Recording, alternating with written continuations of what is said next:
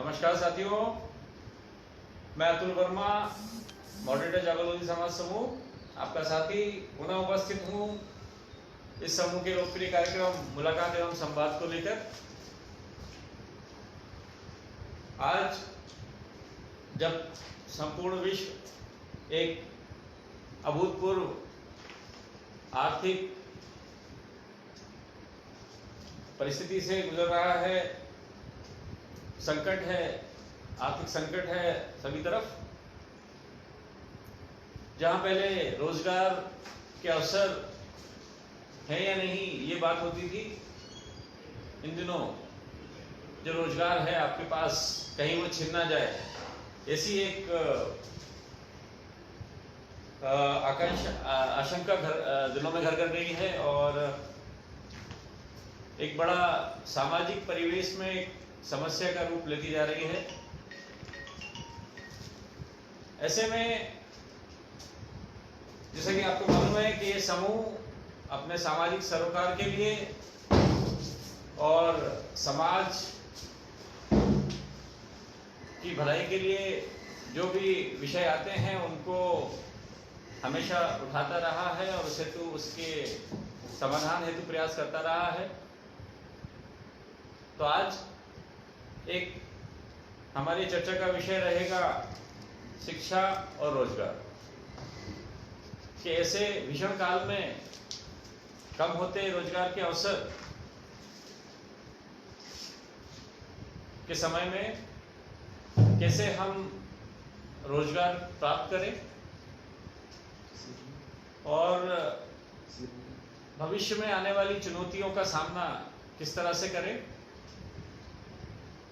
तो समूह की ओर से ये प्रयास रहा और इसमें हमारे जो आज के अतिथि हैं अजय कुमार लोधी जी, जो कि एक सॉफ्टवेयर कंपनी इंटीग्रा 25 जो बेंगलोर की कंपनी है और शासन को अपनी सेवाएं प्रदान करती है, ई प्लेटफॉर्म का निर्माण करती है और सभी क्षेत्रों में ये कंपनी कार्यरत है। आज जब भी आप जहां देखते हैं जो भी सरकारी योजनाएं बनाई जाती हैं, वहां पे जब भुगतान की बात आती है या उसके संचालन की बात आती है तो उसके लिए उसके संचालन हेतु एक सॉफ्टवेयर की आवश्यकता होती है जिसके थ्रू सारी योजनाओं का संचालन होता है। तो जो ये कंपनी है इंटीग्रा 25 ये वही कार्य करती है और इस कंपनी में Ajay ji zonal manager west zone पश्चिम क्षेत्र के महत्वपूर्ण पद पर कार्यरत हैं और भारत सरकार द्वारा संचालित की जा रही योजनाएं जो हैं उसको पूरी सफलता के साथ संचालित करने के लिए उनका जनता तक लाभ पहुंचे, इसमें उनका महत्वपूर्ण योगदान है, क्योंकि जन जन तक पहुंचाने के लिए इस सॉफ्टवेयर और ये जो ई प्लेटफॉर्म्स होते हैं, वित्तीय जो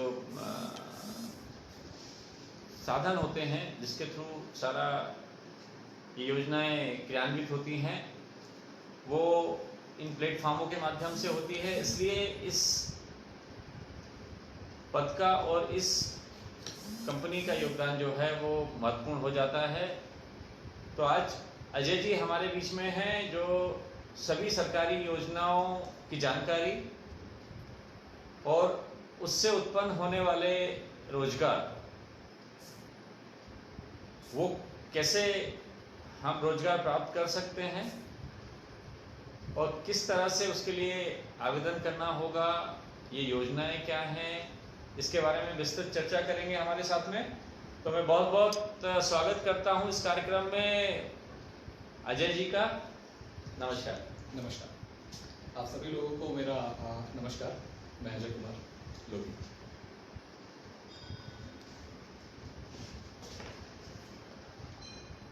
तो चलिए, मैं सबसे पहले अजय जी से जानना चाहूँगा कि अपने जीवन यात्रा के बारे में, अब तक के जीवन यात्रा जो है उसके बारे में समाज को कुछ बताएं, क्योंकि एक युवा अवस्था में इस महत्वपूर्ण पद तक पहुँचना अपने आप में एक आयाम है।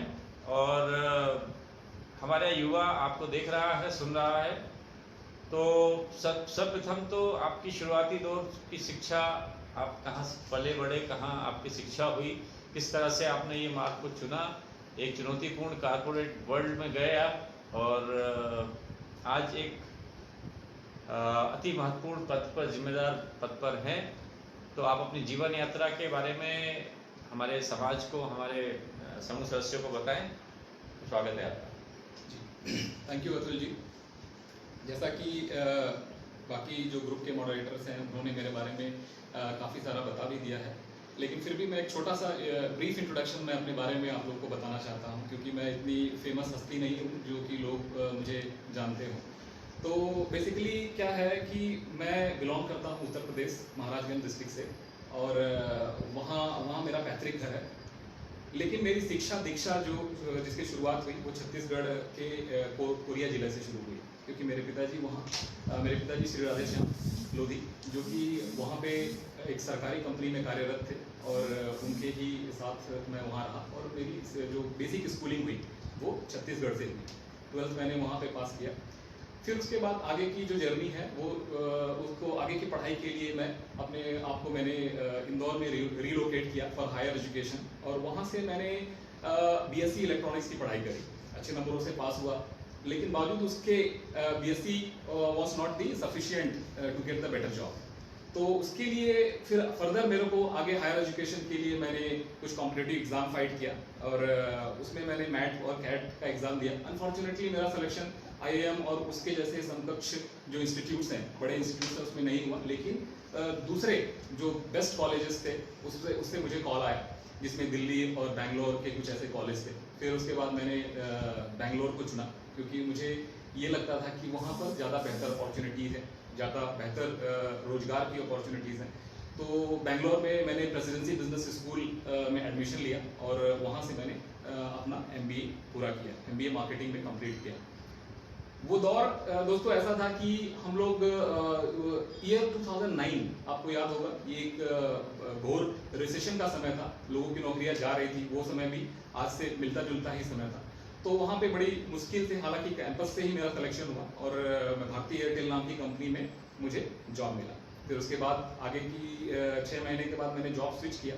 आज जिस कंपनी में मैं काम कर रहा हूँ, इंटीग्रा माइक्रो सिस्टम्स, वहाँ से मुझे ऑफर आया, और कुछ 5 राउंड ऑफ इंटरव्यू के बाद मेरा सिलेक्शन इस कंपनी में हुआ।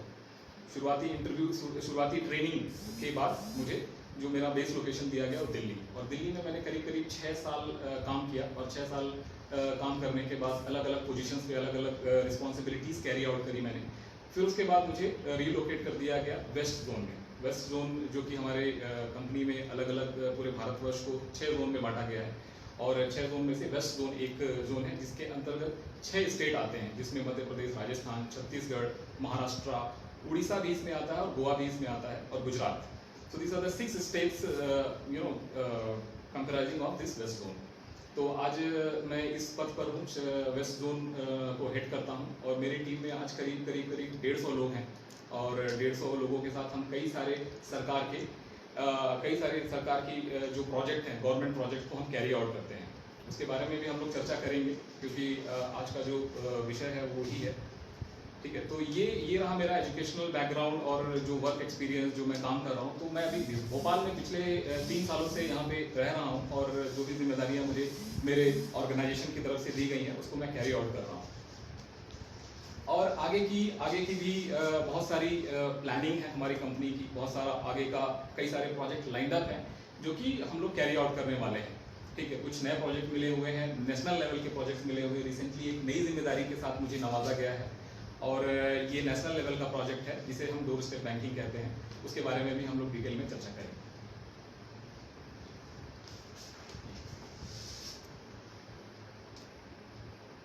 कुछ अपने परिवार के बारे में बताएं। जी हाँ, परिवार एक्चुअली जी सही कहा आपने। परिवार बहुत इम्पोर्टेंट रोल प्ले करता है हर एक किसी की ज़िंदगी में। मेरे पिताजी भी एक श्रमिक परिवार से बिलोंग करते हैं, और मेरे दादाजी खुद एक श्रमिक, बोले तो कृषक परिवार से बिलोंग करते हैं। और हमारा पूरा पृष्ठभूमि ही कृषक पृष्ठभूमि से आता है। और लेकिन यस, हमारे दादाजी ने हमारे पिताजी को उस दौर में 40s और 50s के दौर में उन्होंने करेज किया और अपने बच्चे को पढ़ाया, एजुकेशन दिया, जिसके दम पे उनको एक सरकारी कंपनी में, जो आज देश की एक महान और रत्ना कंपनी है, उसमें उनको नौकरी मिली। और उस नौकरी के दम पे उन्होंने अपने बच्चों को एक बेहतर शिक्षा और बेहतर जिंदगी दी। तो ये एक करेज का बात है कि एक कृषक होने के बावजूद भी, एक छोटा किसान होने के बावजूद भी उन्होंने एक करेज किया, और सारी चुनौतियों को झेलते हुए उन्होंने अपने बच्चों को पढ़ाई का अवसर दिया, और जिसकी वजह से आज मैं अपने आप को यहाँ पर खड़ा हुआ महसूस पाता हूँ। तो मेरे पिताजी नौकरी करते थे SSCL में, और मेरी माता जो है एक गृहिणी है, जो मेरे पिताजी का साथ देती हैं। आज मेरे पिताजी रिटायरमेंट के बाद फिर से बैक टू पवेलियन है, और वो हमारे पैतृक घर महाराजगंज फरेंदा दुर्गापुर में निवास करते हैं, और फिर से वो आधुनिक तरीके से खेती करते हैं। ठीक है, और क्योंकि हमारा जो जुड़ाव था खेती से, वो कभी खत्म नहीं हुआ, और आज वो टेक्नोलॉजी का इस्तेमाल करते हैं। आज वो जो भी प्लेटफॉर्म पे चीज़ें अवेलेबल हैं, वो आधुनिक तरीके से खेती करके आज उन्होंने अपने आप को एक रोल मॉडल की तरह उस क्षेत्र में इस्टेब्लिश किया है। वहाँ का लोकल प्रशासन भी उनकी जो उन्नत खेती करने के तरीकों को देख करके काफ़ी प्रभावित है, और अपने गवर्नमेंट जो लोकल एडमिनिस्ट्रेशन है, वो उन्होंने भी कई बार इसको अप्रिशिएट किया है। जो लोकल किसान थे, वहाँ के जो बड़े किसान थे, उन्होंने भी इसको देखा, और वो चकित हैं आज के डेट में कि ये व्यक्ति जो है पिछले कई सालों से नौकरी कर रहा था, और आज ऑल ऑफ सडन ये ऐसा क्या हुआ कि ये इस तरीके से इतनी बेहतर तरीके से खेती करने लग गया। तो उन्होंने भी अपने आप को फिर से अपनी पूरी की पूरी जो सर्विस था वो खत्म करने के बाद अपने आप को एक बेहतर किसान के तौर में स्टैब्लिश किया। अच्छा, ऐसा देखा गया है हमारे समाज में कि जैसे हम कृषक प्रधान समाज है, और समाज हर एक घर में अधिकांश तक कृषि हमारे पास एक जो व्यवसाय हमारा रहा है, परंपरागत व्यवसाय रहा है। तो जरूरत पड़ती नहीं है युवा वर्ग को कि वो कुछ प्लान करे।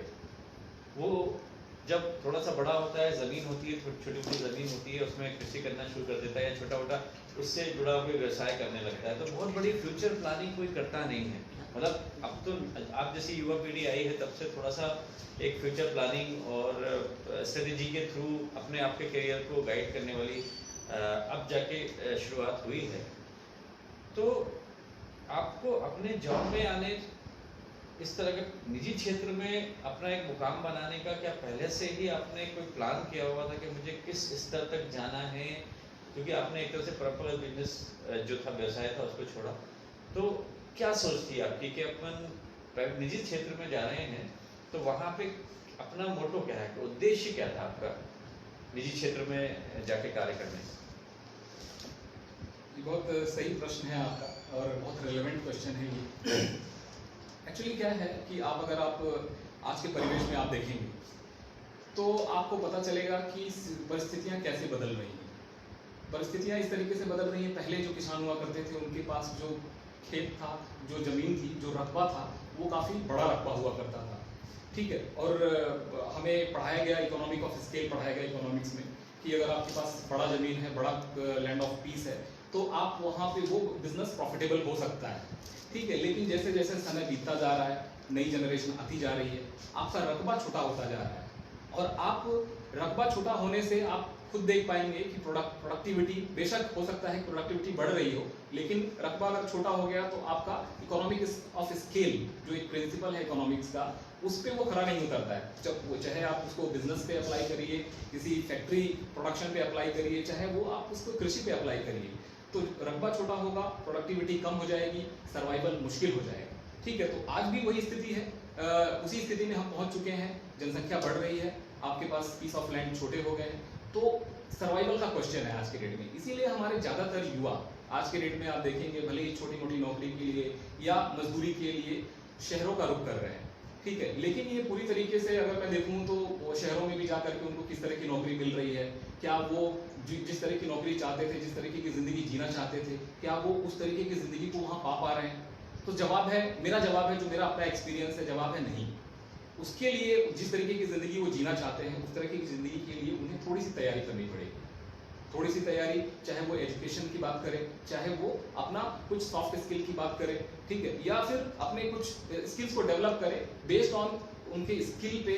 उनको शहरों में ऐसी भरी अपॉर्चुनिटी भरी पड़ी हुई है, ठीक है। ऐसा इस स्थिति में भी, कोरोना काल में भी लोगों को ये लग रहा है कि लोगों की नौकरियां जा रही है, ठीक है, लोगों की सैलरी कट हो रही है, बावजूद उसके there is opportunity in the market, ठीक है। और उसके अगर आपके पास राइट सेट ऑफ स्किल है तो इस परिस्थिति में भी आपको बिल्कुल सही नौकरी मिल सकती है। तो ऐसे परिवेश में जो कृषि वाला जो बात कर रहे हैं कि मैं कैसे कृषि पृष्ठभूमि से होने के बावजूद भी मैंने अपने आप को कैसे प्राइवेट फील्ड में अपने आप को स्टेब्लिश कर पाया, उसका जवाब बहुत सिंपल है कि फैमिली बैकग्राउंड में भी मतलब आपको डिपेंड करता है, आपके एजुकेशन पे भी डिपेंड करता है, ठीक है, कि आपको किस तरीके का माहौल मिला और किस तरीके की आपको परिस्थितियां रही, ठीक है। वो चीज़ें भी कई मायनों में चीज़ों को प्रभावित करती हैं। और आज के डेट में सिंस मेरा एजुकेशन इस तरीके से रहा कि मैं अपने आप को यहाँ तक लेके आ पाया। तो एक प्रकार से आपने ये कहा कि युवा ने अपनी जो परंपरागत व्यवसाय था कृषि, उसमें उतना सक्रियता से योगदान नहीं दिया, रकबे कम होते चले गए, कोई प्लानिंग नहीं थी। वही मैंने आपसे बात कही कि हमारे युवा के पास प्लानिंग नहीं है। अगर तुम 100 एकड़ का रकबा है, 2 भाई होते हो 50 होता है, फिर 4 उसके बच्चे होते हैं, तो ऐसे करते करते आज हमारी स्थिति ये थी कि जो कृषि को, जिसको हम अपना महत्वपूर्ण व्यवसाय था हमारा, तो वहाँ से हमें अर्निंग कम हो गई। जैसे आपने बताया कि अर्निंग कम हो गई, तो फिर वही चीज़ आती है कि बेरोजगार होने लगे, दूसरे छोटे छोटे व्यवसाय की तरफ जाने लगे। तो एक अच्छा रास्ता जैसे आपने बताया कि फिर मैंने सोचा कि ये होने वाला जो आपको फार्मूला मालूम था कि जब अर्निंग कम होगी तो हमें कुछ और ऑप्शन सोचना होगा, तो इसलिए आपने निजी क्षेत्र की तरफ, कोई सरकारी क्षेत्र में उस समय शायद नौकरियाँ थी नहीं, तो एक बड़ी अच्छी दिशा निर्देश आपने दी कि या तो अपने परंपरागत कृषि व्यवसाय है तो उसको आप बढ़ाएं, अदर वे आप अपना कोई एक क्षेत्र पकड़ लें। तो अच्छी सोच है आपकी और आप एक सकारात्मक सोच है आपकी। ये तो रहा कि आपका काफ़ी लंबा समय आपका निजी क्षेत्र में हो गया है और करीब 10 साल आप एक ही पद पर निरंतर पदस्थ हैं। हाँ, उसमें कुछ पदोन्नतियाँ हुई होंगी, लेकिन एक ही संस्था, शायद इसी संस्था में आप हैं। तो आपका शुरुआत से लेके अभी तक का जो सफ़र है कॉर्पोरेट वर्ल्ड में, इसको बोलते हैं निजी क्षेत्र में, कैसा रहा? किस तरह का अनुभव? क्योंकि बड़ा अविश्वसनीय मानते हैं इसको कि आपका जो सस्टेन करते हो आप अपने को बड़ा मुश्किल होता है, तो कैसे आपने इस चीज़ को कर पाया? मैं बिल्कुल अपना एक्सपीरियंस आप सभी लोगों के साथ साझा करना चाहूँगा।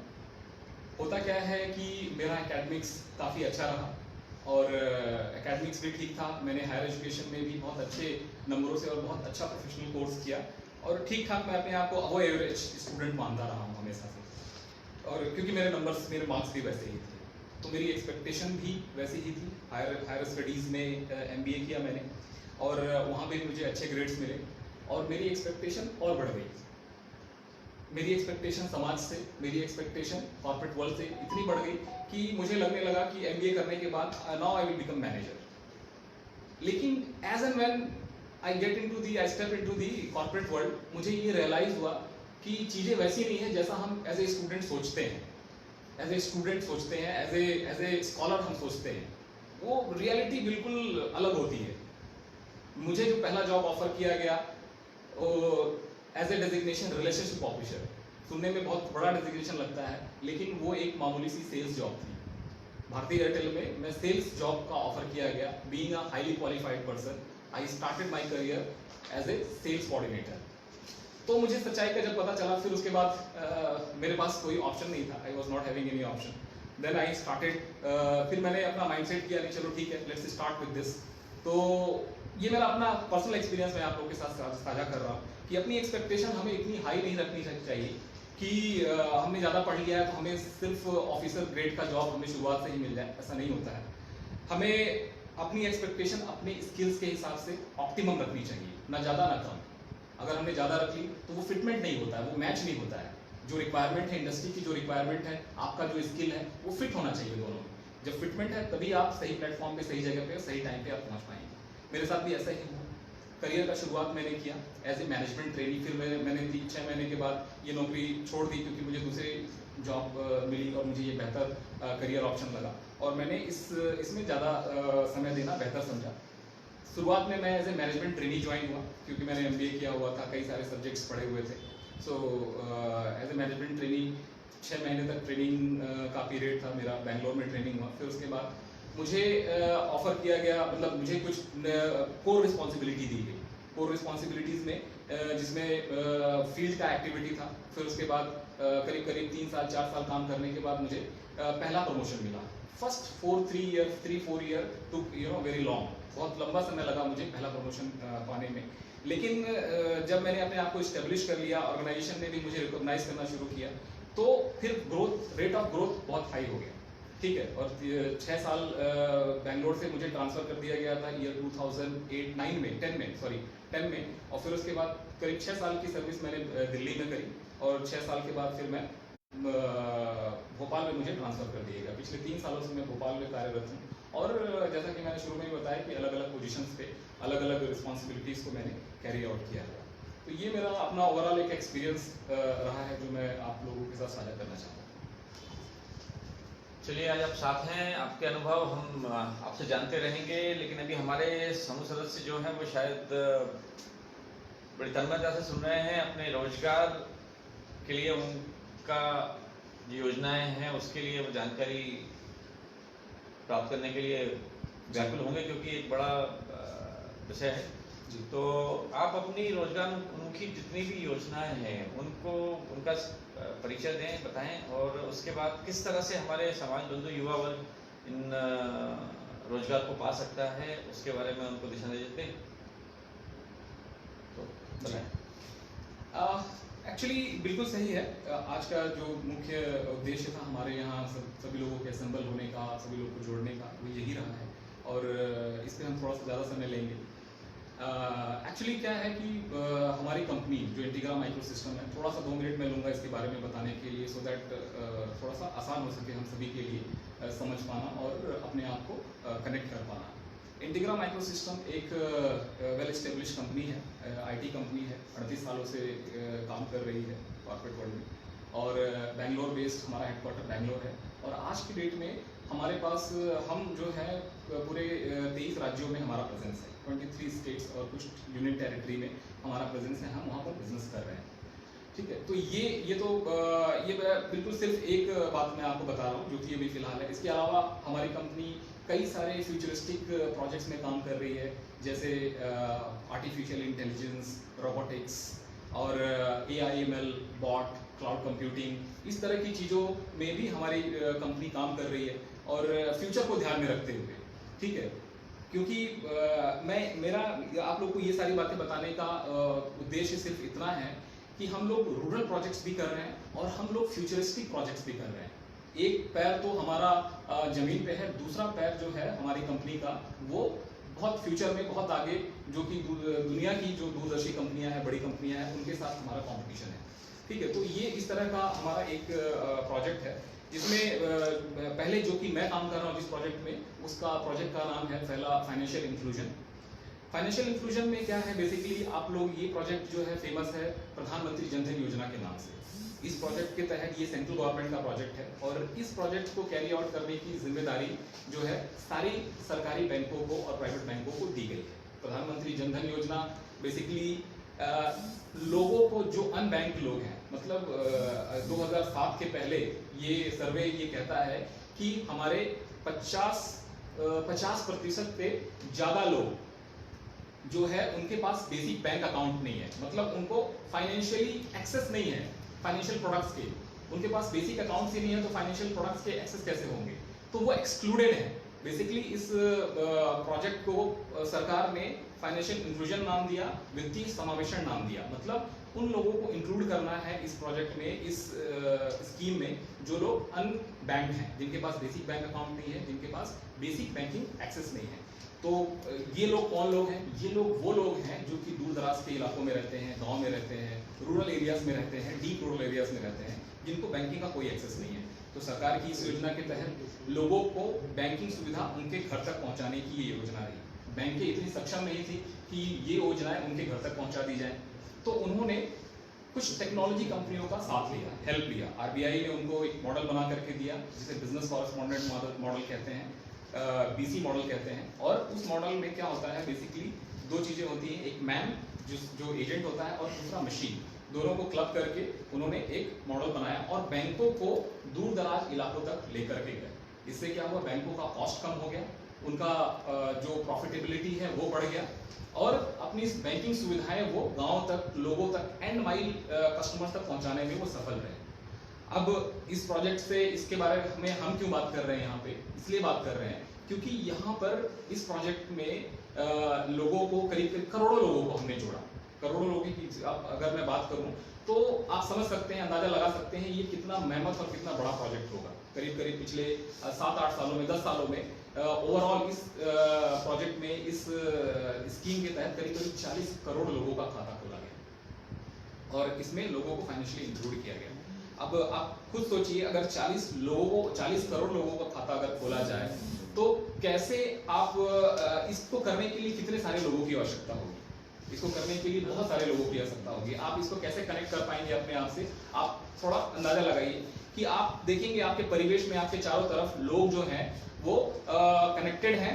लोग जो एक व्यक्ति एजेंट के तौर पे, जिन्होंने इस मॉडल में एक व्यक्ति होता है जिसको हम as a agent, business correspondent agent identify करते हैं विलेज लेवल पे। ठीक है, आप समझने की कोशिश करिएगा मैं कैसे इसको आप लोगों से कनेक्ट करने की कोशिश कर रहा हूँ। आपके आसपास ही आप देखेंगे कि कस्टमर सर्विस पॉइंट, ग्राहक सेवा केंद्र नाम की कोई चीज आपके घर के आसपास खुली हुई है, और वो ग्राहक सेवा केंद्र लोगों को बैंकिंग सर्विसेज दे रही है। वहां पे एक व्यक्ति बैठा होता है जिसे एजेंट कहते हैं, बिजनेस कॉरेस्पॉन्डेंट एजेंट कहते हैं। वो व्यक्ति जो भी बैंकिंग सुविधाएं जो ब्रांच में, बैंक के ब्रांच में मिलती थी, वो सारी सुविधाएं वो आपके गांव में, आपके डोर स्टेप पे दे रहा है। तो वो व्यक्ति है कौन? वो व्यक्ति हम सब में से, आप में से ही एक व्यक्ति है जो आप देख रहे हैं, आपके गांव में रह करके, आपके विलेज में रह करके, अपने गांव में रह करके वो एक रोजगार उसने क्रिएट किया है। उसको जितना काम वो करता है उसको उतना कमीशन मिलता है। तो गांव में रह करके आज के रेट में हमारी कंपनी से करीब 12,500 बिजनेस कॉरेस्पॉन्डेंट जुड़े हुए हैं, जो कि देश के अलग अलग क्षेत्रों में कार्यरत हैं। तो हमारा यहाँ पर बात करने का जो औचित्य ये है कि हमारे समाज के लोग भी आगे आकर के ये जो अपॉर्चुनिटी है हमारे माध्यम से, इससे जुड़ सकते हैं, और ये जो काम कर रहे हैं लोग, उस काम को अपना सकते हैं और अपनी जीविका उपार्जन कर सकते हैं। इसमें मैं आप लोग को बता दूं, थोड़ा फिगर्स बताऊंगा कि फिगर्स में बेसिकली क्या है कि 12,500 एजेंट तो है हमारे पास। कुछ एजेंट्स की जो इनकम की बात अगर हम करें, गांव में बैठे बैठे, घर में बैठे बैठे, वो एवरेज उनकी इनकम जो करीब है 11,000 से 12,000 रुपया है गांव में बैठे हुए। ठीक है, और कुछ जो एजेंट्स हैं, जो कुछ बिजनेस कॉरेस्पॉन्डेंट हैं, बैंक मित्र हैं, जो एजेंट्स हैं, वो करीब 25,000, 30,000, 40,000 रुपए भी कमा रहे हैं। वो it's completely depends upon their capacity, उनके परफॉर्मेंस पे, उनके काम करने के तरीके पे डिपेंड करता है। लेकिन कुछ ऐसे भी हैं जो कम काम को तवज्जो देते हैं, वो 4,000, 5,000 भी कमाते हैं, लेकिन एवरेज इनकम 11 से 12,000 रुपए है गांव में बैठे बैठे। ये तो पहली योजना होगी। ठीक है, इसके बारे में हम बताएंगे अंत में कि आप जुड़ कैसे सकते हैं, बिकॉज ये तो चलो योजना हो गई, चल रही है, आप सबको पता है, लेकिन आप कनेक्ट कैसे होंगे, आपको ये अपॉर्चुनिटी मिलेगी कैसे अपने गांव में, आप इसके बारे में हम लोग आपको इसके अंत में जानकारी देंगे। दूसरी योजना जो है ये है दूसरी योजना है पब्लिक डिस्ट्रीब्यूशन।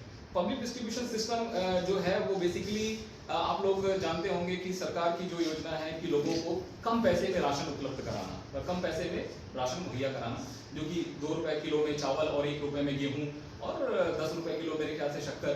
तो ये भी प्रोजेक्ट कंपनी को मिला और कई सारे राज्यों में हम काम कर रहे हैं। मेरे अधिकार क्षेत्र में जो राज्य है वो है महाराष्ट्र।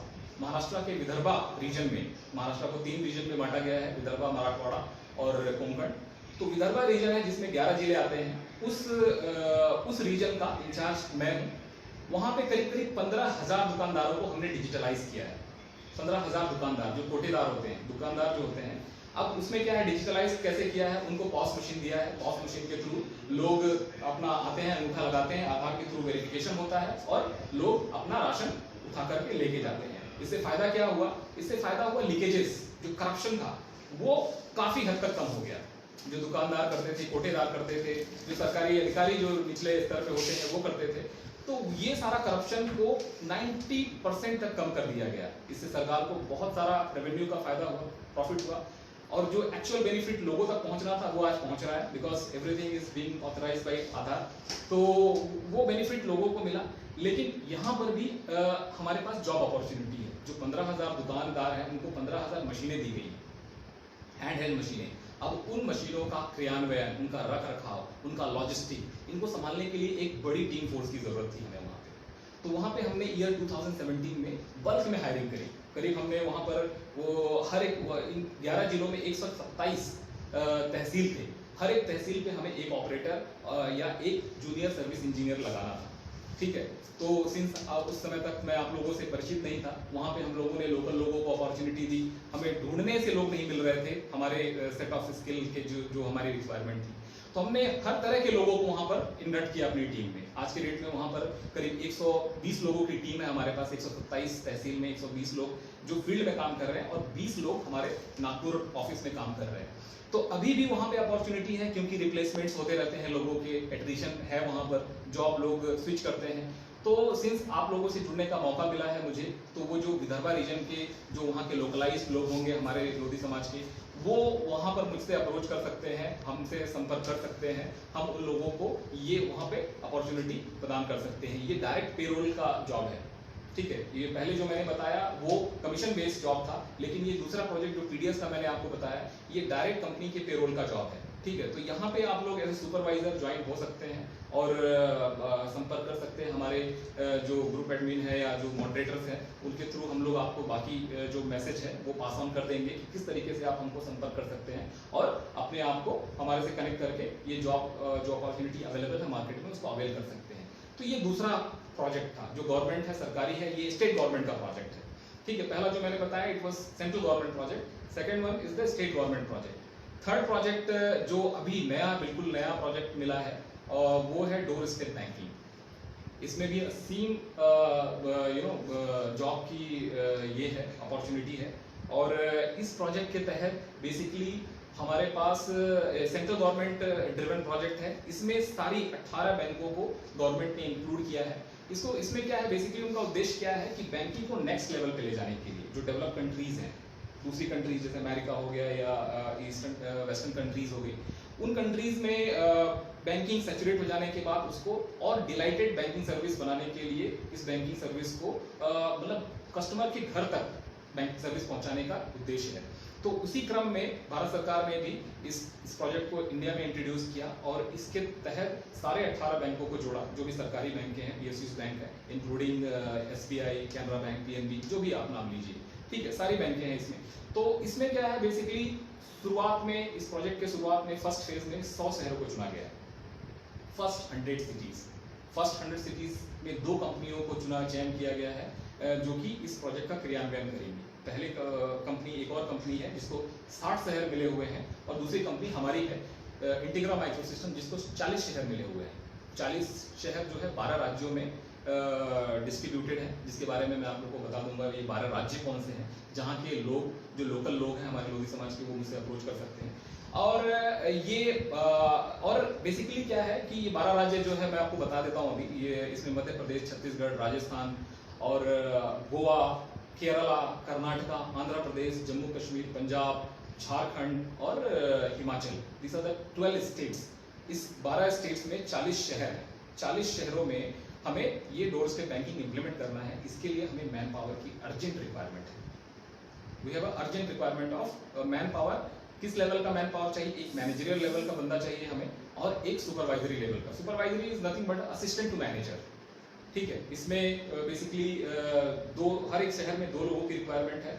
हायरिंग चल रही है, हमारी टीम HR टीम काम कर रही है, लेकिन साथ में हम चाहते हैं कि ये अपॉर्चुनिटी हमारे लोगों तक पहुंचे। इन 40 शहरों से जो लोग भी बिलोंग करते हैं, आप अपने रिज्यूमे हमारे साथ शेयर करें। ठीक है, जो लोग भी एलिजिबल लोग हैं इस कोरोना काल में, जिन्होंने अपनी नौकरियां गंवा दी हैं या जिनको किसी या जो फ्रेशर लोग हैं, वाली जॉब है जो असिस्टेंट है या सुपरवाइजर की जॉब है, उसमें फ्रेशर भी अप्लाई कर सकते हैं। मैनेजर ग्रेड की जॉब है, उसमें हमने क्राइटेरिया रखा हुआ है, वो क्राइटेरिया आपके साथ शेयर कर दिया है। ग्रेजुएशन होना चाहिए, पोस्ट ग्रेजुएशन होना चाहिए, कम से कम 2 से 5 साल का एक्सपीरियंस, ठीक है। और इस तरह के लोग फर्स्ट ग्रेड की जॉब के लिए अप्लाई करते हैं। ये इसकी पूरी जो विस्तृत जानकारी है आप लोगों तक इस ग्रुप के माध्यम से पहुंचा दी जाएगी। तो दिस इज सेकंड अपॉर्चुनिटी जो हमारे पास अभी अवेलेबल है आप लोगों के लिए। सो आप लोग अपने रिज्यूमे हैं जो भी अपने काबिलियत के हिसाब से, अपने पोटेंशियल के हिसाब से आप लोग अपने रिज्यूमे शेयर करिए, हमारे साथ कनेक्ट करिए, हम आप लोग को मौका देंगे बेस्ड ऑन योर स्किल।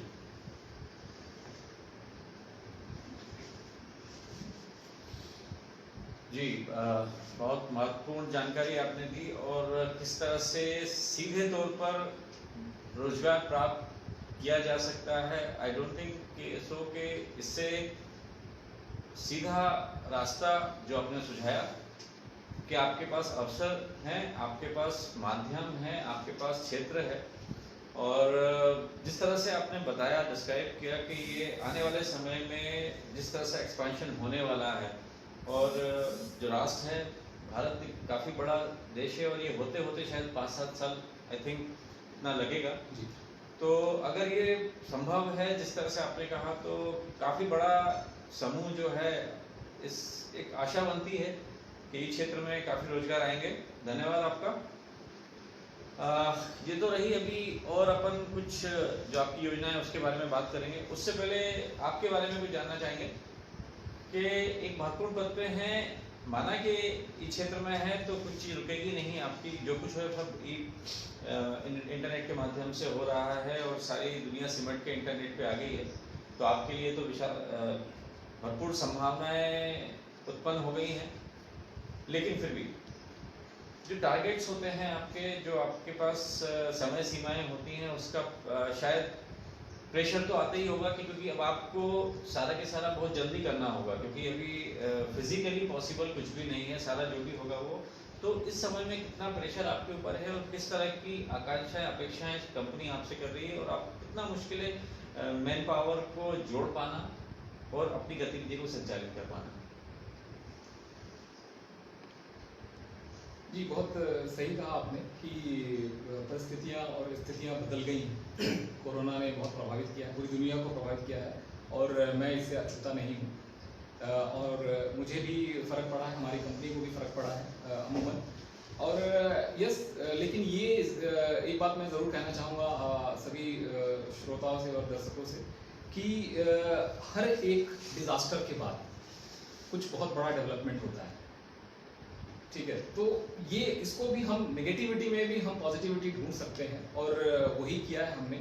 इस स्थिति के हिसाब से अपने आप को हमने परिवर्तन लाया, अपने वर्क कल्चर में परिवर्तन लाया, अपने डेली रूटीन में परिवर्तन लाया, ठीक है। अदरवाइज अगर हम ये सोच करके घरों में बैठ जाते कि नहीं कोरोना है और हम काम नहीं करेंगे या बाहर नहीं जाएंगे, तो आज की डेट में जो मैंने आपको शुरू में बताया, मेरे पास 160 लोगों की बड़ी टीम है, ठीक है। 160 लोगों का पेट भरना, उनका फैमिली चलाना की जिम्मेदारी है हमारे ऊपर, ठीक है। और अगर ये सोच के हम बैठते कि नहीं ठीक है ये कोरोना काल है और हम नहीं करेंगे, मुश्किल होता है, ये काफ़ी मुश्किल होता। आप देख पाएंगे कि बहुत सारी कंपनियों ने इस कोरोना काल में लोगों को नौकरियों से निकाला है, लेकिन मैं हर्ष के साथ कहना चाहूँगा कि हमारी कंपनी ने हमारी टीम में से एक भी व्यक्ति को ना ही नौकरी से निकाला है इस टाइम पे, और ना ही किसी भी तरह की सैलरी की कटौती की है। ये एक बड़ी बात है, और इस बात को मैं जोर देकर कहना चाह रहा हूँ आप लोगों को, क्योंकि ये एक एथिकल ऑर्गेनाइजेशन है जिसके साथ मैं काम कर रहा हूँ, और यही रीज़न है कि मैं पिछले 10 सालों से इस ऑर्गेनाइजेशन से जुड़ा हुआ हूँ। और भी कई रीज़न है, मैं आप लोगों को बताना चाहूँगा, समय का अभाव है, लेकिन मेरे पास इस कंपनी से जुड़ने के कई सारे रीज़न हैं। जैसा मैंने आपको तीनों प्रोजेक्ट्स जो आपको बताया, ये सारे के सारे कहीं ना कहीं सोशल प्रोजेक्ट हैं, नेशनल बिल्डिंग का, नेशन बिल्डिंग का हम काम कर रहे हैं, करप्शन से देश को फ्री करने की कोशिश कर रहे हैं, ठीक है। ये रीज़न अपने आप में काफ़ी बड़े रीज़न हैं किसी भी ऑर्गेनाइजेशन से जुड़ने के लिए, काम करने के लिए। उनके ये चीज़ अंदर से आपको एनर्जी देती है, अंदर से आपको पावर देता है, अंदर से आपको मोटिवेशन देता है। So this is the reason sir कि जिसके which help me to work for this organisation, और इस कठिन समय में भी हम लोग काम करने के लिए एक वॉरियर की तरह हम मार्केट प्लेस में खड़े हैं, और हम कर रहे हैं और हम परफॉर्म कर रहे हैं। और इसको हमारे प्रयासों को ना ही हमारी कंपनी, सरकार भी सराह रही है। उन्होंने लिखित में हमें कई सारे अप्रिशिएशन दिए हैं, जिनके लिए हमारे जिन क्लाइंट्स के लिए हम काम कर रहे हैं, जो हमारे क्लाइंट्स हैं, बैंक्स, जो सरकारी बैंक्स हैं, जो लोकल प्रशासन है, इस मुश्किल समय में भी हम लोगों ने, बिकॉज बैंकिंग एक एसेंशियल सर्विसेज की कैटेगरी में आता है, इस मुश्किल समय में भी हमने अनइंटरप्टेड बैंकिंग सर्विसेज लोगों तक पहुंचाई है। एक छोटा सा एग्जांपल देना चाहूंगा आप लोगों को। 2 प्रोजेक्ट मैंने चर्चा की, पीडीएस की चर्चा की और मैंने फाइनेंशियल इंक्लूजन की चर्चा की, बैंकिंग की। इसमें क्या है, बेसिकली सरकार ने इस कोरोना काल में 2 महत्वपूर्ण अनाउंसमेंट किए। पहला अनाउंसमेंट कि लोगों को मुफ्त में राशन मिलना चाहिए, ठीक है। दूसरा अनाउंसमेंट किया कि महिलाओं को खाते में 500 रुपए मिलना चाहिए, ठीक है, 3 महीने तक। खाते में पैसा तो डाल दिया, बट उसको बांटेगा कौन? क्या बैंकों में इतनी कैपेसिटी थी कि वो लोगों तक, गांव तक पहुंचा सके वो पैसा? वो हो सका है जिन मैं बीसी एजेंट्स की मैं बात कर रहा हूं, उनके माध्यम से। उन्होंने दिन रात काम किया, तब जाकर के 80 करोड़ रुपए, 80,000 करोड़ रुपए, 80,000 करोड़ रुपए जो है लोगों के खातों तक पहुंचाया जा सका, ठीक है। ये पिछले 3 महीने का फिगर है। उसी तरीके से लाखों क्विंटल, मैट्रिक टन अनाज जो है हम लोगों ने अपने पीडीएस शॉप से बांटा है फ्री में, ठीक है। वो फ्री में हमने नहीं बांटा, सरकार ने बांटा है, लेकिन वो हमारे सिस्टम के थ्रू बांटा गया है। तो ऐसे मुश्किल समय में भी हमारी टीम पूरी जोर शोर से काम पे लगी रही। उसी का कारण है कि हम आज के डेट में बहुत मजबूती से मार्केट प्लेस पे खड़े हैं।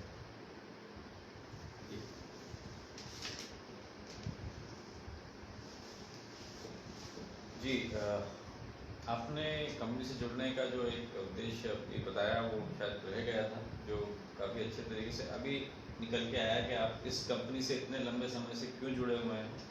जो इंफ्रास्ट्रक्चर डेवलपमेंट की बात है और डिजिटल इंडिया की जो बात कर रहे हैं, वो कहीं आपको दिखाई देती है इस कंपनी के साथ में जुड़ के। तो धन्यवाद। आगे चलेंगे अपन।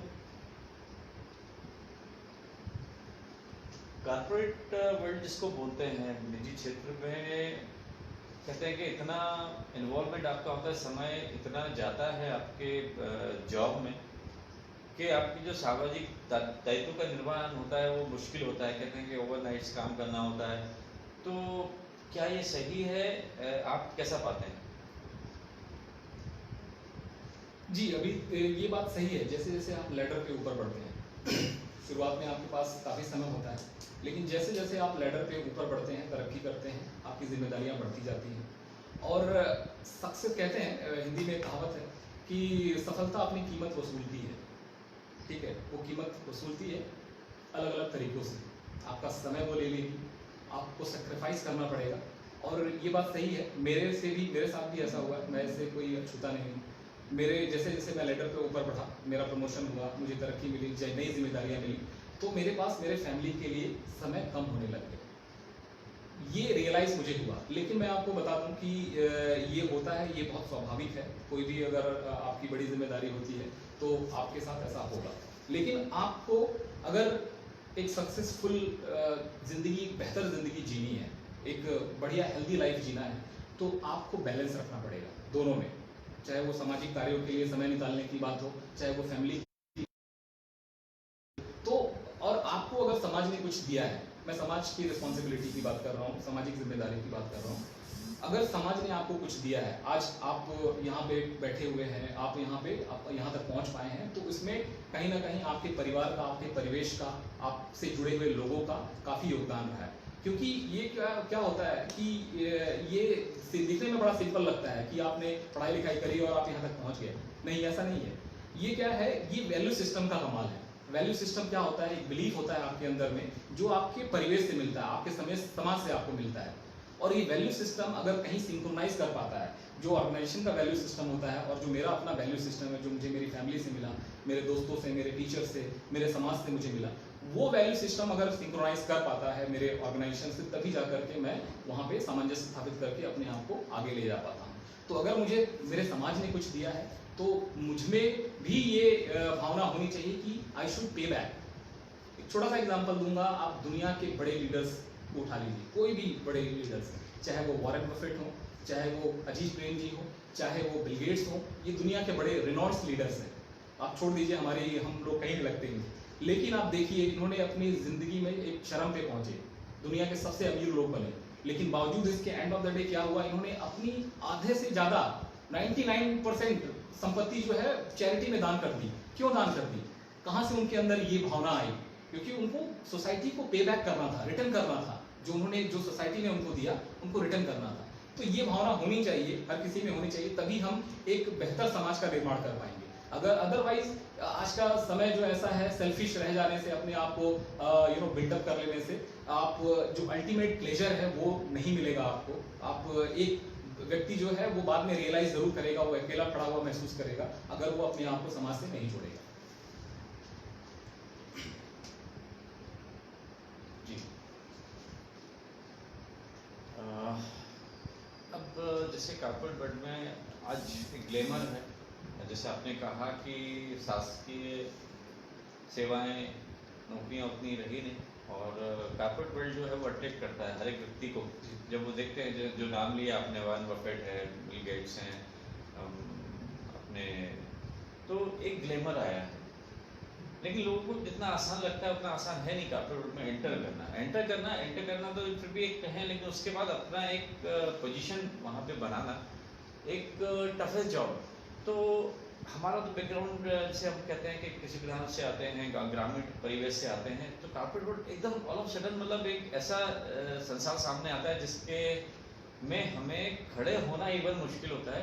तो किस तरह की तैयारी हमारे युवाओं को करनी होगी और किस तरह से उनको ग्रूम करना होगा? जैसे आप लोग अभी आए हैं, कुछ लोग उस वर्ल्ड में हैं, तो कैसे उनको कैरी करा जाए हमारे युवाओं को कि कॉर्पोरेट वर्ल्ड में वो कुछ मुकाम हासिल कर सके?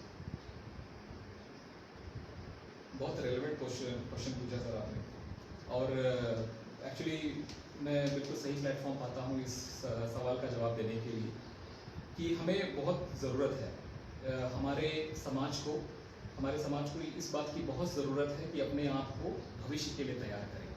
अगर हम ये देखेंगे आज के हिसाब से, अगर हम तैयारी करेंगे, ठीक है, आज के हिसाब से अगर हम तैयारी करेंगे तो फिर से हम जब पहुँचेंगे यहाँ पे तो फिर से हम 2 कदम अपने आप को पीछे पाएंगे।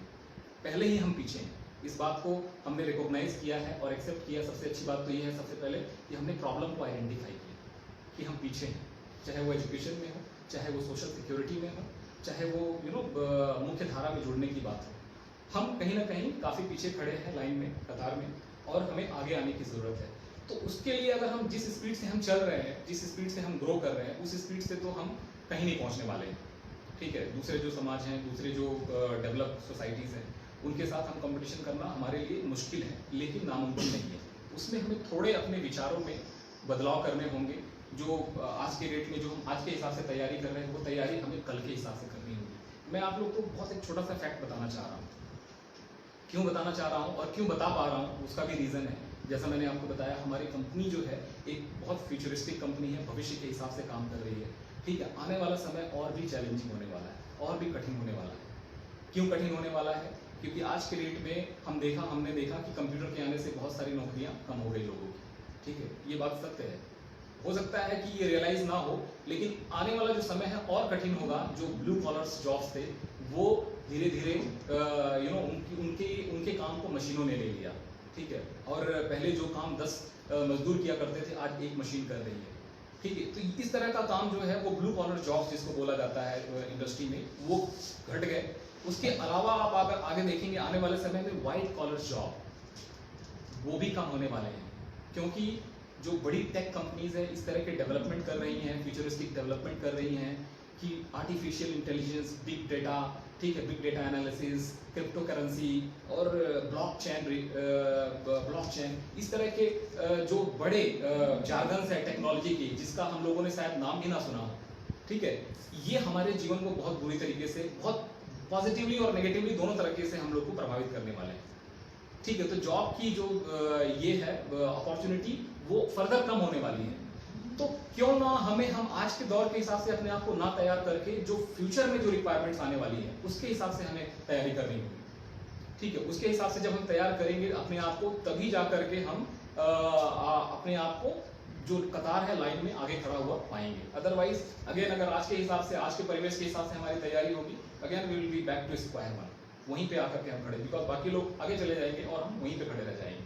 तो भविष्य की जो योजनाएं हैं, सरकार की योजनाएं हैं, जो फ्यूचर कंपनीज की योजनाएं हैं, टेक कंपनीज की योजनाएं हैं, उसके हिसाब से अपने आप को हमें तैयारी करनी होगी। उसके ऊपर हम और भी सेशन रख सकते हैं, ठीक है, लेकिन क्योंकि समय का अभाव है, बहुत ज़्यादा मैं नहीं बोल पाऊंगा इसके ऊपर, ठीक है, तो इसके हिसाब से हमें तैयारी करनी होगी। जैसा आपने कहा कि भविष्य में सभी क्षेत्रों से जो है वाइट कॉलर जॉब्स थे वो भी जाने वाले हैं, और ये आशंका लगभग सभी तरफ फिर पसार रही है, जिससे कि एक बड़ा माहौल बना हुआ है डर का। जी। तो अगर मैं आपसे स्पेसिफिकली कहूँ कि एज अ लेमैन के भाई उसको नहीं पता है कि किन सेक्टरों में नौकरी रहने वाली है, किन सेक्टरों में नौकरियां जाने वाली हैं, तो अगर मैं आपसे स्पष्ट शब्दों में ये पूछूं कि किन किन क्षेत्रों में रोजगार जो है वो उसकी गारंटी है नहीं जाने की, क्या ऐसे कुछ सेक्टर आप बता पाएंगे हमारे समाज बंधुओं को, युवाओं को, जिससे वो अभी से वो उन सेक्टरों में एंटर हो सके, और अगर हैं तो अपनी पोजीशंस को स्ट्रॉन्ग कर सकें और ऐसे सेक्टरों से निकल सकें जहाँ की बहुत जल्दी कुछ ऐसा होने वाला है जो उनके भविष्य के लिए नुकसानदेह होगा। तो अगर आप ये कुछ सेक्टर्स बता सकें, किन सेक्टरों में रहना चाहिए, किन सेक्टरों से निकल जाना चाहिए, क्षेत्रों से, प्लीज। ये काफ़ी विस्तृत प्रश्न है, इसका जवाब बिल्कुल आसान नहीं होगा, क्योंकि सेक्टर बहुत डाइवर्सिफाइड है, कई सारी इंडस्ट्रीज़ हैं, ठीक है, manufacturing industry, textile industry, IT industry, infrastructure industry, real estate industry, बहुत सारी इंडस्ट्रीज़ हैं। तो ये बेसिकली ठीक है ये प्रश्न, लेकिन मैं जो आपको बता सकता हूँ, मेरे पास जो जानकारी है वो ये बता सकता हूँ कि कहाँ पर जॉब की अपॉर्चुनिटी बनी रहेगी और क्यों बनी रहेगी, उसका भी मेरे पास रीज़न है, उसके भी अपने पास ये है रीज़न है आप लोगों को। क्या है कि बेसिकली आज के डेट में आप देखेंगे लॉजिस्टिक एक ऐसा ये है माध्यम है, ऐसा इंडस्ट्री है जहाँ पर जॉब की अपॉर्चुनिटी बनी रहने वाली है। बिकॉज क्या है, इसको रिप्लेस नहीं कर सकते आप। अगर आपको कोई सामान, कोई चीज़ एक जगह से दूसरी जगह अगर पहुँचाना है, ठीक है, तो आप उसको डिजिटली कैसे पहुँचा सकते हैं? डिजिटली नहीं पहुँचा सकते, उसका सोल्यूशन नहीं है। कोई चीज़ अगर कोई है, ठीक है। दूसरा जो सबसे महत्वपूर्ण ये है आज के डेट में, जो जिस तरीके से ग्रोथ कर रहा है जो इंडस्ट्री, वो है डिजिटल रिवॉल्यूशन, ई पेमेंट। आप देखेंगे, एक छोटा सा उदाहरण दूंगा, अभी कल ही मैंने इकोनॉमिक्स टाइम्स में पढ़ा कि जो डिजिटल पेमेंट्स हैं, पिछले साल जो UPI में जो पेमेंट्स हुए जुलाई महीने में, वो 1,03,6 करोड़ का पेमेंट हुआ था एक महीने में। लेकिन ये इस साल जुलाई महीने में वो पेमेंट बढ़ करके करीब 2.93 लाख करोड़ हो गया। मतलब लोग अपने आप को कैश से डिजिटल की तरफ ट्रांसफॉर्म कर रहे हैं, ठीक है। तो इस तरह की जो कंपनीज हैं जो इस तरीके के बिजनेस में इन्वॉल्व हैं, जिसे फिनटेक कंपनी कहते हैं, जिसे BSFI कंपनी कहते हैं, फिनटेक, जैसे आपने नाम सुना होगा, पेटीएम है, ठीक है, फिनो बैंक है ना, इस तरह की जो कंपनी है, गूगल पे है, इस तरह की कंपनी है जो फिनटेक कंपनी है, फिनटेक ऑर्गेनाइजेशन में कहते हैं। इस तरह की हजारों, मतलब कई सारी ऑर्गेनाइजेशन है, हजारों तो ज़्यादा बोल दिया मैंने, कम ऑर्गेनाइजेशन है, लेकिन बहुत सारी ऑर्गेनाइजेशन है जो इस तरह के प्लेटफॉर्म पे सॉल्यूशन बिल्ड करती है। इस तरीके की ऑर्गेनाइजेशन में हमें जॉब तलाशनी चाहिए, that is second option, because इनका जो रेट ऑफ ग्रोथ है वो 100% है।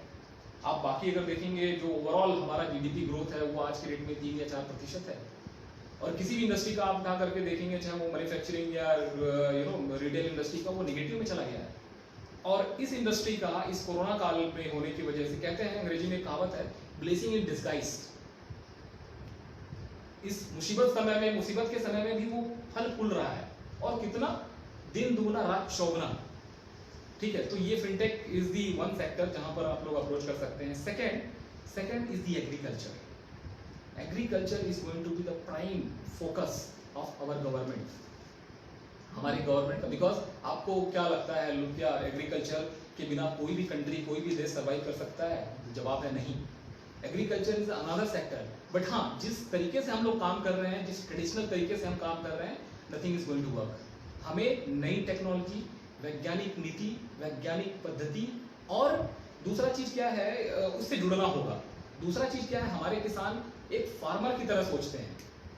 ये एक्चुअली बहुत बड़ी प्रॉब्लम है।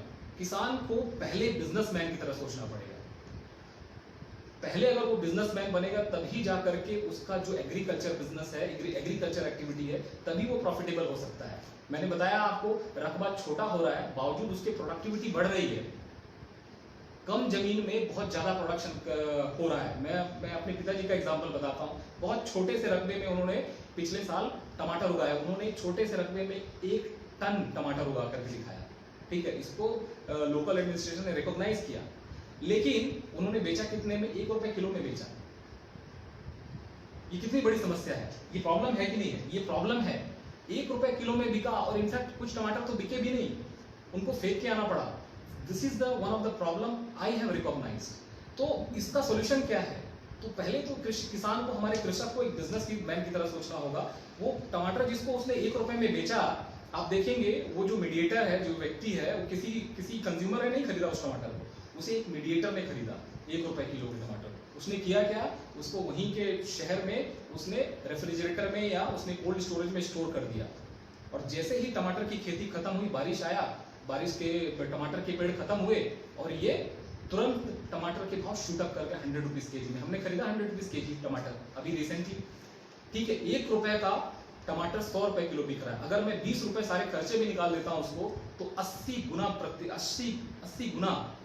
महंगा टमाटर उसने सिर्फ क्या किया? सिर्फ उसने यहां से उठा करके वहां स्टोर करके और बेचा। तो देखिए, आपका टमाटर आपको 80 रुपए में बेच दिया उसने। तो पहले हमें थोड़ा सा अपने आप को बिजनेसमैन की तरह सोचना होगा। ये अकेले किसान नहीं कर सकता है, सिंगल किसान इस तरीके का सोच के नहीं कर सकता है। इसके लिए हमें कोऑपरेटिव सोसाइटीज बनाना होगा। इसके हमें व्यापक तौर पे हमें अपने फील्ड में लोगों के साथ मिलकर के काम करना होगा, तभी जाकर के ये पॉसिबल है। अदरवाइज हम सोचेंगे कि एक सिंगल किसान इस तरीके का कोल्ड स्टोरेज बना ले और जाकर के ये कर ले, तो कुछ किसानों को जुड़ना होगा आपस में, और जुड़ करके कोऑपरेटिव सोसाइटी बनाना होगा, एफपीओ बनाना होगा। सरकार इसमें मदद करती है, हेल्प करती है क्रिएट करने में। अगर हम कर पाते हैं तो डेफिनेटली जो एग्रीकल्चर है वो एक प्रॉफिटेबल वेंचर हो सकता है हम सबके लिए। और यही है, और सरकार बहुत सारी सब्सिडी देती है इन सब चीज़ों के लिए। ठीक है, तो that is the option available with us. So ये 2-3 तरह की इंडस्ट्रीज है जहाँ पर आने वाले समय में जो मुझे लगता है और भी इंडस्ट्रीज हो सकती है, जिसकी जानकारी मुझे है। ये 2-3 तरह की इंडस्ट्री जहाँ पर हमें असीम जॉब की संभावनाएं हैं। तो ये तो रहा आपका मार्गदर्शन, काफ़ी अच्छी जानकारी आपने क्षेत्रवार बता दी, और संभावनाएं, और कृषि के क्षेत्र में भी आपका जो अध्ययन है, और यही लगभग हर एक कार्यक्रम में अतिथि जो हमारे वक्ता आते हैं और जो जानकार हैं, उनका भी यही मानना है कि कृषि को बिजनेस के तौर पे अपनाना, उसको मॉडर्नाइज करना, ये आवश्यक है। तो अभी कोई योजना आपके पास इसके अतिरिक्त भविष्य में कोई आप आने वाली हो जिससे रोजगार? जी बिल्कुल है। जैसा कि मैंने आपको बताया कि रोजगार के लिए आप कृषि से संबंधित पूछ रहे हैं या फिर किसी भी तरह का? जी, जैसा कि मैंने आपको बताया 3 योजनाएं बताई आपको, बहुत समराइज कर दूंगा मैं आपको। कि पहला मैंने बताया कि प्रधानमंत्री जनधन योजना में आपके गांव में, आपके घर में रह करके आपको एजेंट बन करके काम करने का मौका मिल सकता है, जहां पर आप 10 से 15 हज़ार रुपए तक की आमदनी कर सकते हैं। That is first thing. ठीक है, और ये बहुत बृहद है। ठीक है, हमें अपने जो है ज्ञान चक्षु को खुला रखना है, लोग आसपास देखना है, ऑब्जर्व करना है, जानकारी और गाइडेंस हमारी तरफ से आप लोग को मिलती रहे। मैं यहाँ एक थोड़ा सा आपको रोकूंगा। ये जो आप बता रहे हैं, इसमें आपकी कंपनी होगी, वो अपॉइंट करेगी जी डायरेक्टली, कोई मीडिएटर कहीं कुछ नहीं है, सीधा आपको आवेदन करना है और आपको फिर आप रोजगार प्राप्त कर सकते हैं एज एजेंट या जो भी। तो ये मैं खास तौर पे बता दूं कि कंपनी और आपके बीच में कहीं आपको कोई मीडिएटर नहीं है। एक और कॉर्पोरेट वर्ल्ड पे सबसे अच्छी बात यह है कि जो होता है सारा स्पष्ट होता है। आपको सिर्फ आवेदन करना है, योग्यता अनुसार आपको चुन लिया जाएगा तो कहीं भी किसी भी बहकावे में नहीं आना है कोई। और जो भी आपको जानकारी प्राप्त करनी है हमारे माध्यम से या सर के माध्यम से आपको मिलेगी। तो ये विशेष तौर पे सर जो भी बता रहे हैं वो कंपनी और सीधे आपके बीच में रहेगा। माध्यम हम बन सकते हैं, लेकिन आप इस चीज़ से और कहीं भी कंफ्यूज ना हो। आप प्लीज़ करिए।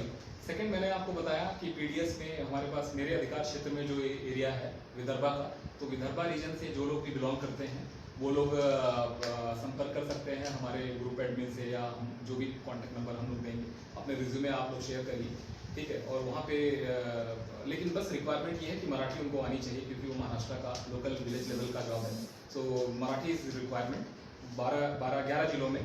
और इसके अलावा जो मैंने आपको बताया, जो अभी योजना शुरू होने जा रही है, जिसकी लॉन्चिंग, फॉर्मल लॉन्चिंग जो है 15 तारीख को, इस 15 अगस्त को, आज से 5-6 दिन के बाद हमारे देश के प्रधानमंत्री श्री नरेंद्र मोदी जी इसका उद्घाटन करने वाले हैं। और ये योजना सभी लोगों तक पहुंच जाएगी। अपने आप पता चल जाएगा कि डोर स्टेप बैंकिंग है क्या, ठीक है। क्योंकि मैं बोल रहा हूँ तो हो सकता है इतना मतलब इसका वजन ना हो, और अगर हमारे देश के प्रधानमंत्री जब बोलेंगे तो डेफिनेटली ये सभी लोगों से कनेक्ट करेगी। तो इसमें इन 40 शहरों का जिसका मैंने जिक्र किया, 12 स्टेट का जिक्र किया, 40 शहरों में हमें 80 लोगों की ज़रूरत है। और 80 में से हमने 35-36 लोग हायर ऑलरेडी कर लिया है। उसमें से कुछ एक हमारे लोधी बंधु भी हैं, ठीक है, जहाँ पर हमने हायर किया हुआ। इंदौर में हमारा एक लोधी हमारा बंधु है। और बाकी मैं चाहता हूँ कि जो हमारे लोग हैं वो लोग भी इसका फ़ायदा उठा सकें और अपने आप को कॉर्पोरेट में एंट्री कर सकें। तो ये मेरा अपना आप लोग से साझा करना चाह रहा था, ठीक है। और इसके अलावा मैं चाह रहा था कि आप लोग जो है थोड़ी सी जो तैयारी लेवल की जो तैयारी मतलब जो प्रिपरेशन है इसमें प्राइवेट नौकरी में आने के लिए, जो सर का प्रश्न था कि किस तरीके से हमारे लोग जो है प्राइवेट जॉब में अपने आप को एंटर कर सकते हैं, अपने आप को एस्टेब्लिश कर सकते हैं, ठीक है। तो उसके लिए छोटा सा मैं टिप्स आप लोग को देना चाहूँगा, क्योंकि मैं क्या है खुद ये जो इंटरव्यूज़ है, क्योंकि सिंस ये प्रोजेक्ट मेरे हेड में है, मेरे अधिकार क्षेत्र में है, तो मैं पिछले 1.5 महीने में मैंने 250 लोगों के इंटरव्यूज़ लिए हैं। तो मैं एज ए इंटरव्यूअर मैं कितने क्या क्या क्वालिटीज़ देखना पसंद करूँगा एक कैंडिडेट में, ठीक है, वो मैं आपको बताने जा रहा हूँ। अगर आपने उस तरीके से अपने आप को तैयारी करी तो निश्चय ही वो, अगर ना कि मेरे कंपनी में, क्योंकि कुछ क्या होता है बेसिक सेट ऑफ स्किल्स हमें देखने होते हैं। एजुकेशन क्या है, जैसे आपने चाहे बीए किया हो, बीएससी किया हो, जो भी किया हो, वो आपको एंट्री देता है, आपको एंट्री पास देता है किसके लिए, इंटरव्यू के लिए, कि आप इंटरव्यू के लिए एलिजिबल हैं क्योंकि आपने ग्रेजुएशन किया हुआ है। लेकिन ऑर्गेनाइजेशन में इंटरव्यू देने के लिए कुछ बेसिक स्किल्स की रिक्वायरमेंट होती है। फॉर एग्जांपल सॉफ्ट स्किल, बात करते ही सामने वाले को थोड़ा सा कंफर्टेबल फील होना चाहिए कि व्यक्ति हमारे कॉर्पोरेट कल्चर में वो जेलवेल हो जाएगा, ठीक है, थोड़ा ऑड नहीं फील करेगा या लोग उसकी वजह से ऑड नहीं फील करेंगे। तो थोड़ा सॉफ्ट स्किल्स की ट्रेनिंग हमें लेनी चाहिए। और इस तरह की ट्रेनिंग के लिए मैं कतई आप लोग को रिकमेंड नहीं कर रहा हूँ किसी इंस्टीट्यूट में जाकर के आप लीजिए। इस तरह के जो ट्रेनिंग मटेरियल्स है यूट्यूब पे फ्रीली अवेलेबल है, उसको आप देखिए, देख करके सीख सकते हैं। सॉफ्ट स्किल हो गया। दूसरा जो टिप है, आप लोग को अपनी एक्सपेक्टेशन थोड़ी सी मॉडरेट रखें, अपनी एक्सपेक्टेशन जो है ऑप्टिमम रखें, जितना हमने पढ़ाई किया उसके हिसाब से ही अपने जॉब ढूंढें। तीसरा जो है थोड़ा सा कंप्यूटर स्किल्स होना चाहिए हमारे अंदर, क्योंकि आज के डेट में जितनी भी नौकरियां हैं वो आप क्या काम करेंगे, अगर कॉर्पोरेट वर्ल्ड में एंटर करेंगे आपको कंप्यूटर पे काम करना ही पड़ेगा, लैपटॉप पे काम करना ही पड़ेगा, ठीक है, आपको टेक से भी होना ही पड़ेगा, टेक्नोलॉजी का आपको इस्तेमाल करना पड़ेगा, ठीक है। तो कंप्यूटर का बेसिक नॉलेज होना चाहिए, जिसमें हम लोग प्रेफर करते हैं कि वो माइक्रोसॉफ्ट ऑफिस और जिसमें स्पेशली एक्सेल वगैरह का काम आता हो, जिसमें आप रिपोर्ट्स बना सके, अपने हायर अथॉरिटीज़ को रिपोर्ट्स बना करके प्रेजेंट कर सके, पीपीटी बना सके, ठीक है। इस तरह का बेसिक चीज़ है, ये बहुत कोई रॉकेट साइंस नहीं है। आप थोड़ा सा अगर टाइम स्पेंड करेंगे इंटरनेट पे, यूट्यूब पे, आप ये बहुत आसानी से सीख सकते हैं अपने मोबाइल पे, ठीक है। तीसरा जो बेसिक जो बहुत इंपॉर्टेंट रिक्वायरमेंट है वो ये है इंग्लिश, क्योंकि आप देखेंगे कि पूरे परिवेश में हमारा देश विविधताओं से भरा हुआ देश है, मल्टी लिंग्विस्टिक कंट्री है।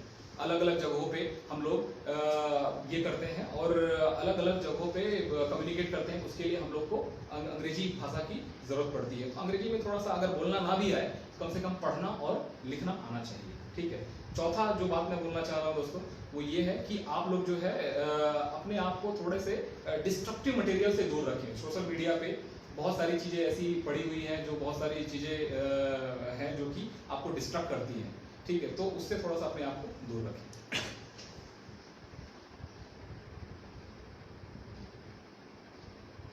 तो ये थे हमारे आज के अतिथि, और अजय जी ने शायद आपको बड़े स्पष्ट रूप से सभी क्षेत्रों का और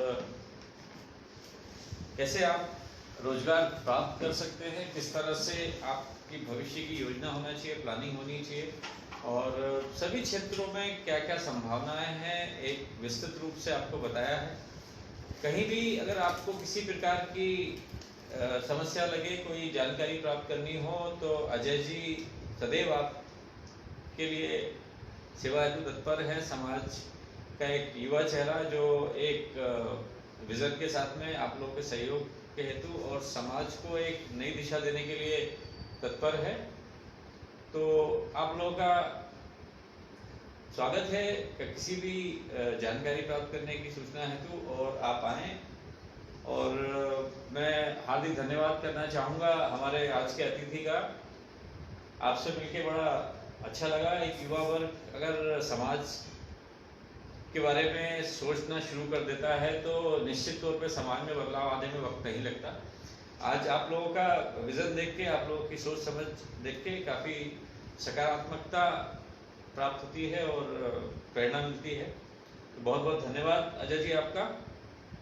और सभी समाज, हमारे समूह के सदस्यों को और संपूर्ण लोधी समाज को रानी अवंतीबाई जन्म महोत्सव सप्ताह की हार्दिक हार्दिक बधाई और शुभकामनाएं।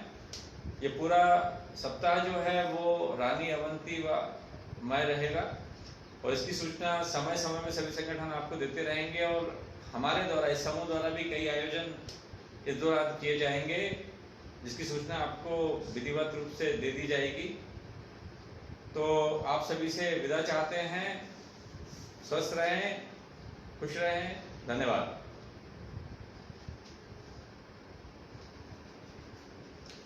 सर नमस्कार सर, आप जागरूक समझ मंच पे आए इसलिए आपका बहुत बहुत धन्यवाद। आपने हमारे विद्यार्थियों के लिए, नौजवानों के लिए नौकरी के जो रास्ते दिखाए हुए हैं, बहुत इजी वे में दिखाए हुए हैं। आज की हमारे समाज की सबसे बड़ी समस्या जो है वो नौकरी है, जॉब है, और जिसके बारे में बहुत विस्तार से बताया लोगों के लिए। दूसरा, आपने कॉर्पोरेट डिपार्टमेंट में कैसे प्रवेश कर सकते हैं उसके बारे में बहुत अच्छी तरह से बताया। हमें किस चीज़ एलिजिबिलिटी की जरूरत है, क्या क्या सीखना चाहिए, क्या क्या सुधार करना चाहिए, जिससे हम अच्छे सफल हो सकते हैं कॉर्पोरेट में। इसके साथ आपको बहुत बहुत अभिनंदन बंधन है सर आपका।